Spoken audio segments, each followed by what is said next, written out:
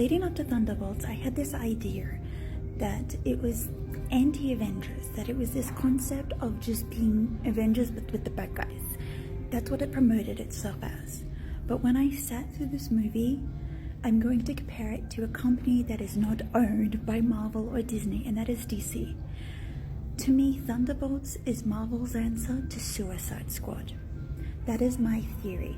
That is how I take it away, because it's bringing these characters that we've known for years together and showing us that there's more than just being the bad guy of someone else's film. It gives you a reason to care about these characters. It humanizes them. It gives them elements that we have not seen because they were someone else's weapons of, well, destruction. What I also love about Thunderbolts is that it brings forward mental health. Mental health is a huge component that Marvel has never really touched on, and when it has, it kind of like, it existed, but it just barely on the surface. In this one, it deals with two different versions of mental health. It deals with men's mental health as well as women's mental health. And I find that so beautiful, especially in a company like this. You need to deal with mental health aspects because your audiences are human and we go through this on a daily basis.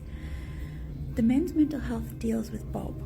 Bob is a soldier created by Valentina De Fonte, who is unofficially a super soldier, but again, a weapon of mass destruction, because that's what Valentina is known for. And then you have Lyanna, who we all know from Black Widow. She's dealing with her own regret and remorse, and she feels like she's just nothing more than Black Widow's sister, nothing more than just a 2.0 carrying on her sister's legacy. Then we've got Bucky, we've got Ghost, we've got Red Guardian, all coming together to be something more. Now there is a common enemy, but it seems a lot more humanized. In the world of incompetent presidents, it gives us an element of courtroom drama with a superhero element. It shows you a lot more than meets the eye. The reason I compare it to Suicide Squad is because when you watch these characters, you can see so much more there.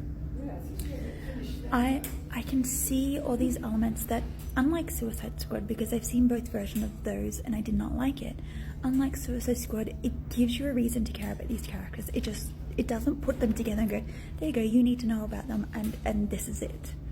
No, it gives you a build-up. These characters have existed since Captain America's first movie.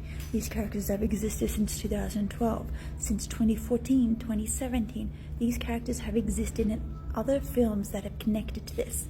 Another thing is this film, not only with the characters, but with all the set design, gives you a reason to look at it and be like, oh my god, that's from 2012. That's from 2006. That's from this and that. You can see little pieces of elements in order to connect itself. It also has two post-credit sequences. One is just a silly little goofy one that just makes you laugh.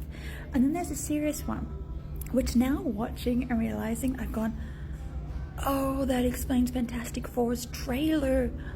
That explains a lot. Because it kicks off into the next phase. Personally, I liked Thunderbolts. I don't think I've heard a negative one in the last 24 hours. But I do love this. I love the humanization of the bad guys. I love the humanization of, like, it's okay to have regret and guilt, but it's not okay to suffer alone.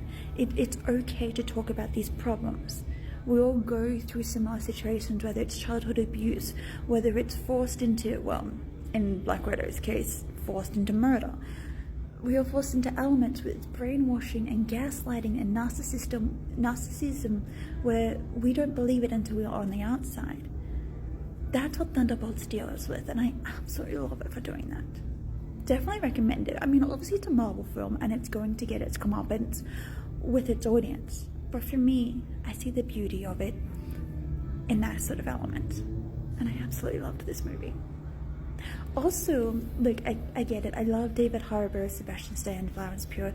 They're great. I love them in their own little ways. But this film, oh my god. This film finally gives body doubles and stunt doubles their chance to shine. Because, babies, I love you. This is your movie. Like, who cares about Sebastian? Who cares about Florence? Who cares about David? this is your movie. This is the movie where you get to tell the audience that you did this.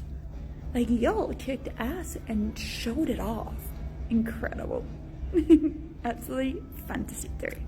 Also, I cried a bit, so, like, it's fun and sad, but worth it.